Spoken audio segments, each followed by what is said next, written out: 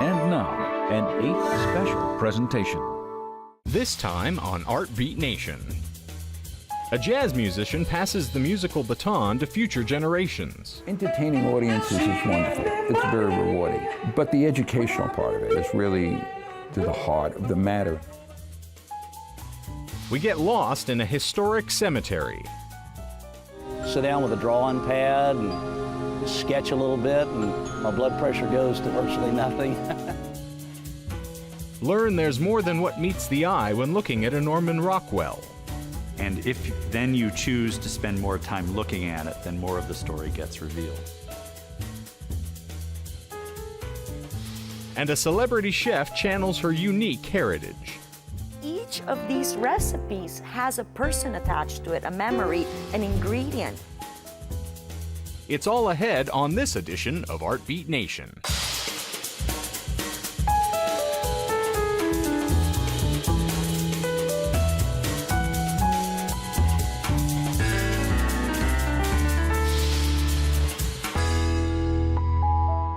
Funding for Art Beat Nation is made possible by contributions to 8 from viewers like you.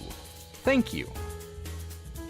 In our first segment, we meet a music producer determined to turn young people on to the rhythm and soul of jazz. A former entertainer himself, Larry Rosen knows how early exposure can breed an appreciation and lifelong love for jazz. So how exactly is Rosen making the genre of music more accessible? We find out next.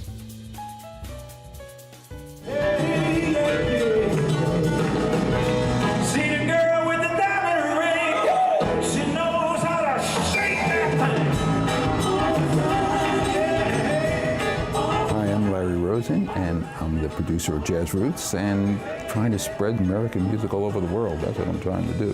Take your mama, take your pop, I'm gonna take you back to Arkansas. I came up with this concept called Jazz Roots and said, the music of the Americas comes from the roots of those drums that come from Africa, call and response, the rhythmic elements, and so on. When it came to the United States and in the various forms that it took on gospel, blues, jazz, rock, rap. It all came out of the same roots.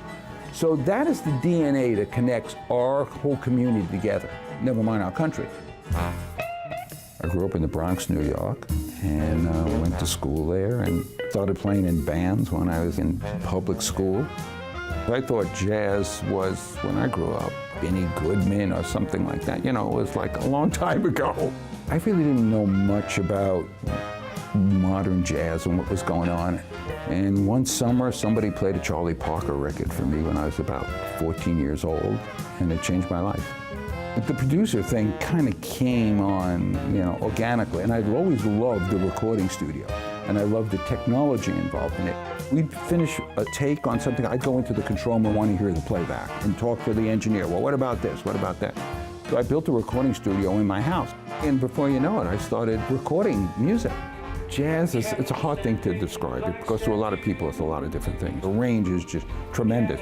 But there's something in the core of the music. We know that improvisation is probably synonymous with the word jazz. And then the spontaneity of the whole thing. And the other part of jazz is like the rhythmic element, the swing of it. But I guess if you say so, I have to pack my things and go.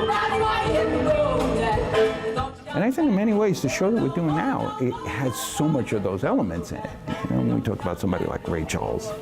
Ray Charles is one of the most unique artists ever to have been born. He combined together gospel, R&B, jazz, every component of the elements of what this music is all about in his own way. He even did country music and made it his own. When they call him the genius, he is the genius. And he came from Georgia. Georgia, Georgia. That's the name of the show. Georgia on My Mind, celebrating Ray Charles. A job as a producer, the way I look at it is, I look at myself as creating something. So here's a concept. What's the cast of characters to tell the story, basically? Clint Holmes is an amazing artist. He is just an incredible entertainer, and he also brings together a lot of these elements of jazz and pop music and performing and soul, and he brings a lot of that. Right here in my arms, like kind of hosting this evening. Do you want to talk bucket list? Take Six has been my favorite vocal group since Take Six started singing. I'm singing with them. Ladies and gentlemen, Take Six! So I've done a number of different projects with Take Six. I mean, they are Sons of the South, number one, and they're a very unique blend of sophisticated jazz harmony, gospel music, and soul. Let me tell you about a girl I know. She is my baby and she lives next door. Then Ray Charles did duets with a lot of people, and a lot of those became hit records, like the things I did with Betty Carter, and I figured I want to represent that. And so I reached out to Nina Freelon, who's a great jazz singer. Nina Freelon, one of my favorite female vocalists. I'm singing with her. And then I needed that saxophone player because Ray Charles had a small band. He had Fathead Newman and Hank Crawford. He had the greatest saxophone players in his band. So I reached out to Kirk Whalum and asked him if he wanted to do it. Kirk Whalum, like the perfect saxophone player. I'm jamming with him.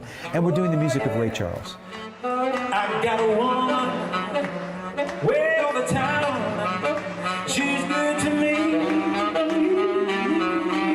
Entertaining audiences is wonderful. It's very rewarding. But the educational part of it is really to the heart of the matter.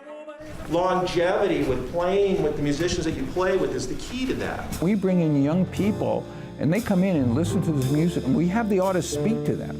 We try to do every way to possibly get them involved in this.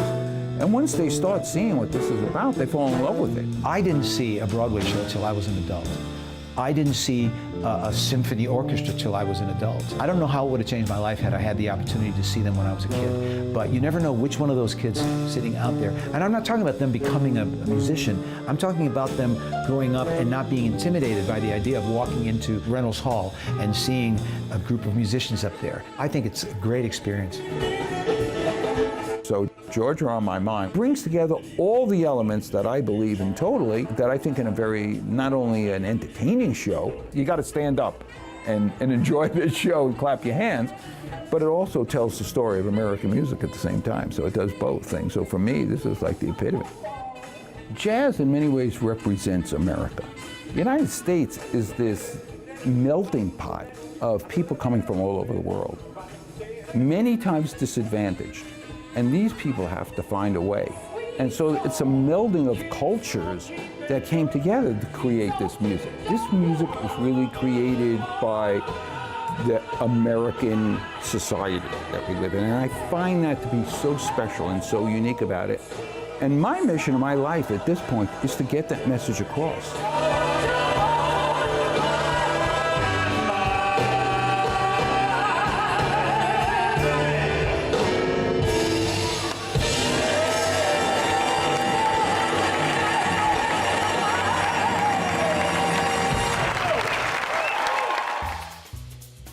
For more, check out jazzroots.net. Up next, we leave the hustle and bustle of the city and enter the gates of Houston's historic Glenwood Cemetery. And while it may be the season of ghosts and goblins, there's nothing spooky about this cemetery. Or is there? Join us now to find out.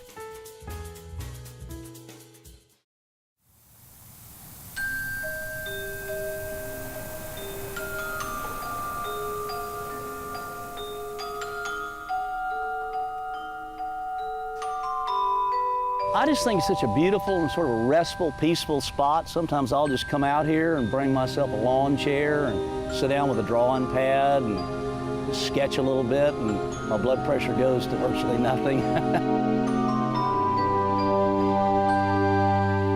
It's restful and peaceful and a good place to spend eternity, I guess. Glenwood was established in 1871, and in those days it was on the edge of development of Houston.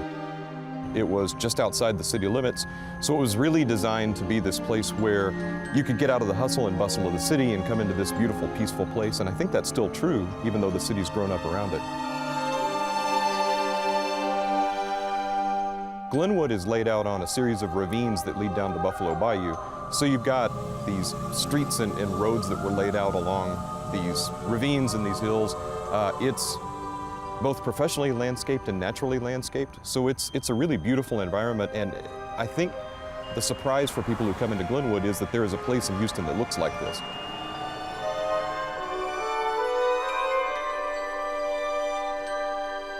Since it's been here for almost 150 years, you have the full range of cemetery art, from the more elaborate Victorian monuments to the more pared-down modern monuments.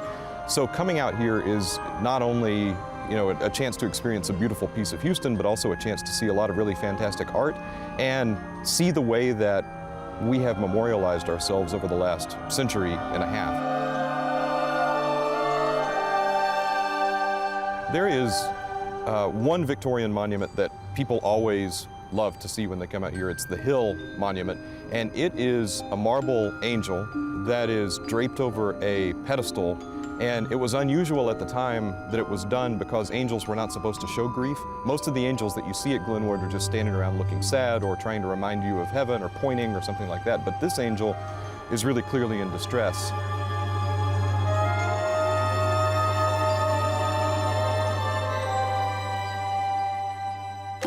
Think of these people, the historic people are here, the great things that they've done for our city, the interesting people that are buried here.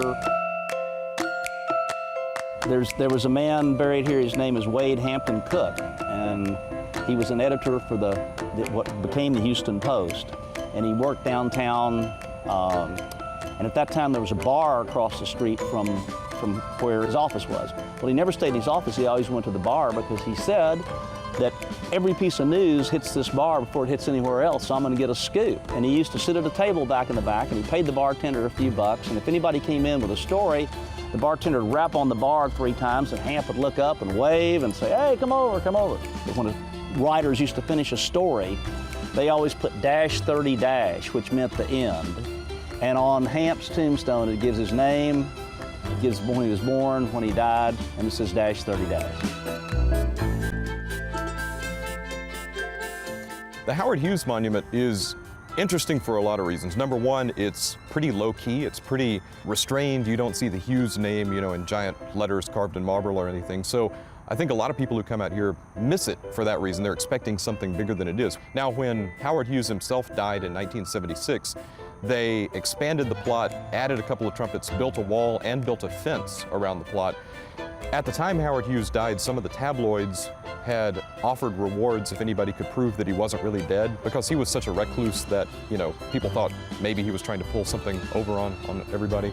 So they thought it was a good idea to build the fence to make sure that somebody didn't sneak in the plot and, you know, somehow try to prove that he was actually dead. I think the trees, the sounds, the birds, the architecture, just the whole package. Being a historian and a cemetery fanatic, I just really wanted to be buried out here, so Barbara and I came out and bought ourselves a plot here about 5 years ago.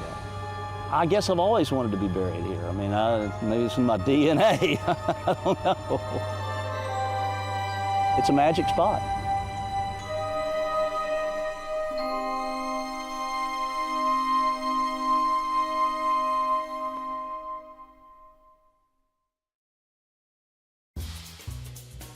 For more information, visit glenwoodcemetery.org.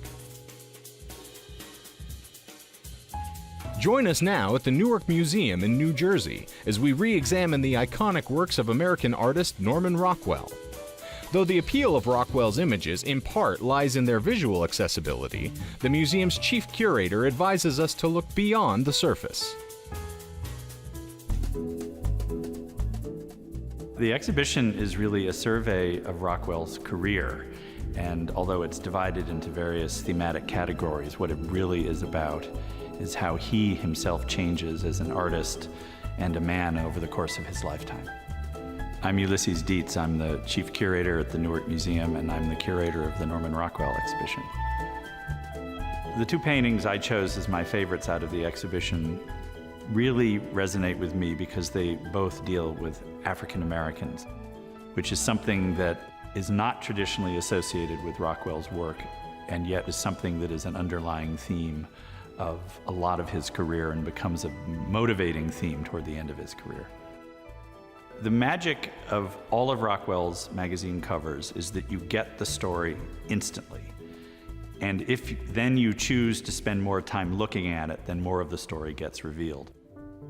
It's initially a very simple thing. It's a little boy on a train trying to figure out how to calculate his tip while the African-American waiter looks on, smiling. It's a very archetypal Rockwell adult-child interconnection. An adult being protective and benevolent toward a child who wants to live up to that expectation. But beneath the surface of that is a much more complicated story. It was an acknowledged policy on the Post covers that no African American could be shown except in a position of service, of subservience to any white people. And that is carried through in that we have the little boy is a customer on the train, and the African American man is the waiter, so he is his servant. But what's interesting to me in this painting is that Rockwell takes that truth and I think very consciously subverts it by making the African American waiter both servant and master. He is the adult, he dominates, he's looking down on the little boy, but he's looking down on him with this protective, paternal look on his face. So it gives him a position of power and dignity, which is really pushing the boundaries of what the policies in journalism were at the time. The second gallery in this exhibition focuses on his later career and centers on Murder in Mississippi, which was published in 1965 as an illustration in Look magazine for an article of the same title. I think it's the most powerful image, most modern image he paints in his entire career, but I'll also say it's the least attractive picture. It's not one I would want to live with, but it's one I can't stop thinking about. He's commissioned to do this illustration for an article that is about the unreeling story of the murder of 3 young civil rights workers in Mississippi at the hands of a rogue sheriff and the Ku Klux Klan. And they are singled out by this sheriff and his cronies, and they're essentially kidnapped, beaten up, and then shot point blank out in the country and then buried in shallow graves. And all of this becomes part of Rockwell's research, part of that complicated, obsessive preparation style.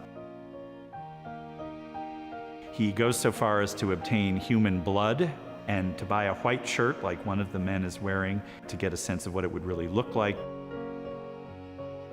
He researches poses, he researches lighting. I mean, he does a whole different kind of research in this than he's ever done before to produce this extraordinarily sort of chilling moment, which is literally the moment when they look at their captors just before they're killed. So it's an extraordinary, dark and chilling moment, and it's something unlike anything Rockwell has ever painted. Indeed, the painting, the finished painting, is not the painting that was published. What ultimately gets published is the sketch, which is unheard of in all of his long career. He never publishes a sketch, ever. But this is the one that, to him, had all the emotional power of it. There are a lot of other paintings that appear at the end of his career, and while none of them are quite so dramatic and graphic, a lot of them are touched by his shifting vision of the way the world is, which is to say, he can no longer pretend that anything is perfect and romantic and beautiful. And all of his later work tends to touch on some aspect of this brokenness, and it makes his later work fascinating. And while I focused on these 2 paintings because they represent such a dramatic shift in Norman Rockwell's style over the course of 20 years of his career, they really are just the tip of the iceberg in what is an extraordinarily rich visual feast for anybody who's interested in commercial art, anyone who's interested in fine art, or interested simply in the evolution of an artist.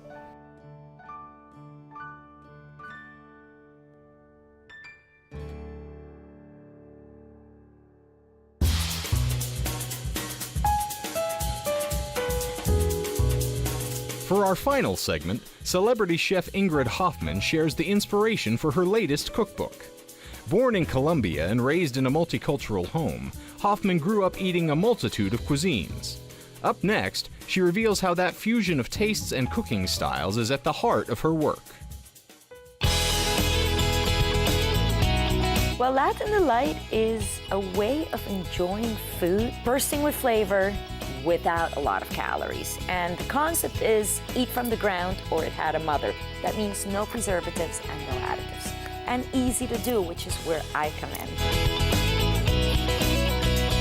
I make my own books. I create my own recipes. Every dot, dotted I, comma, sentence, word, phrase, idea in that book is mine.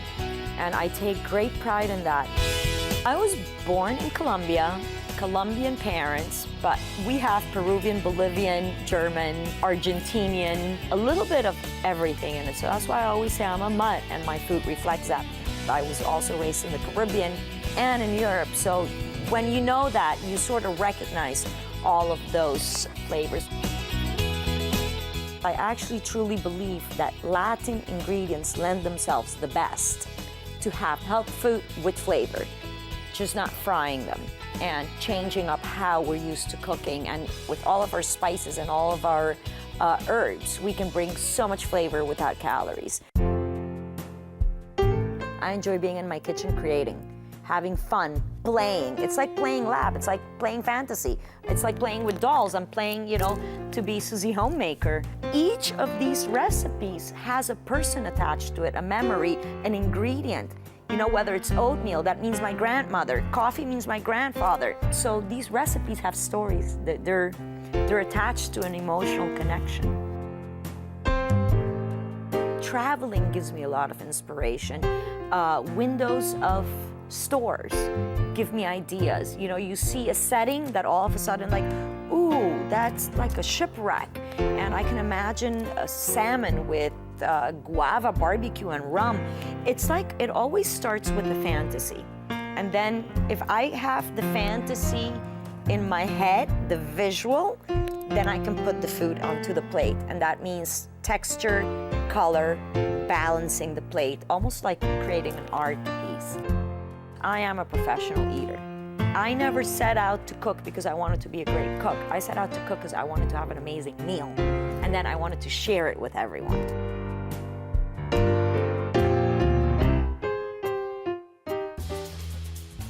For more information, check out ingridhoffman.com.